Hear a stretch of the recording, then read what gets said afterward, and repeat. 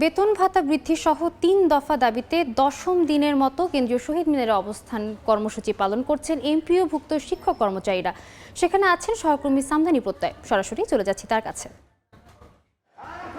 বাড়ি ভাড়া 20%, মেডিকেল ভাতা 1500 টাকা এবং উৎসব বৃদ্ধির দাবিতে দশম দিনের মতো কেন্দ্রীয় শহীদ মিনারে অবস্থান কর্মসূচিতে রয়েছেন বেসরকারি এমপিওভুক্ত শিক্ষক কর্মচারীরা।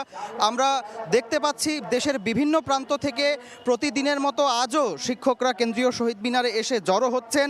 10 দিন ধরে তারা এখানে অবস্থান কর্মসূচি চালিয়ে গেলেও এখন পর্যন্ত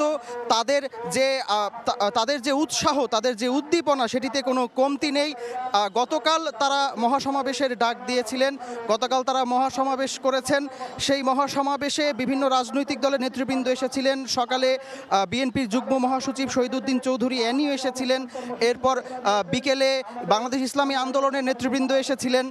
এরপর আমরা বামপন্থী দলগুলোকে দেখেছি এবং সন্ধ্যাবেলায় গতকাল গণ অধিকার পরিষদের সভাপতি রাশেদ খান এবং গণ অধিকার পরিষদের সাধারণ সম্পাদক রাশেদ খান এবং সভাপতি নুরুল হক নূর তারা এসে কিন্তু শিক্ষকদের সঙ্গে গতকাল তাদের যে মহাসমাবেশ কর্মসূচি সেটির সঙ্গে সংহতি প্রকাশ করেছিলেন।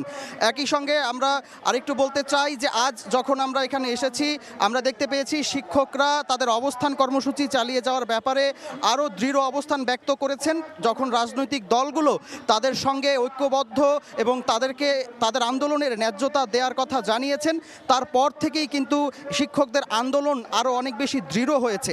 শিক্ষকদের সঙ্গে কথা বলেছি, শিক্ষকরা জানিয়েছেন যতক্ষণ পর্যন্ত তাদের যে 3 দফা দাবি, সে 3 দফা দাবি মেনে যদি প্রজ্ঞাপন দেওয়া না হয় তবে তারা তাদের অবস্থান কর্মসূচি চালিয়ে যাবেন। একই সঙ্গে আজও কিন্তু শিক্ষকরা আমাদেরকে এখানে আসার পরপরই অভিযোগ জানাচ্ছেন, আমরা তাদের বক্তব্যে শুনতে পেয়েছি বিভিন্ন জেলা থেকে যখন শিক্ষকরা আসছেন তখন তারা পুলিশি বাধার মুখোমুখি হচ্ছেন এবং আজও শিক্ষকরা শিক্ষা উপদেষ্টার পদত্যাগের দাবিতেও স্লোগান দিচ্ছেন, বক্তৃতা দিচ্ছেন। কেন্দ্রীয় শহীদ মিনারে শিক্ষকদের দশম দিনের অবস্থান কর্মসূচি থেকে এই ছিল আমার কাছে সবশেষ। সরাসরি যুক্ত ছিলাম কেন্দ্রীয় শহীদ মিনারে।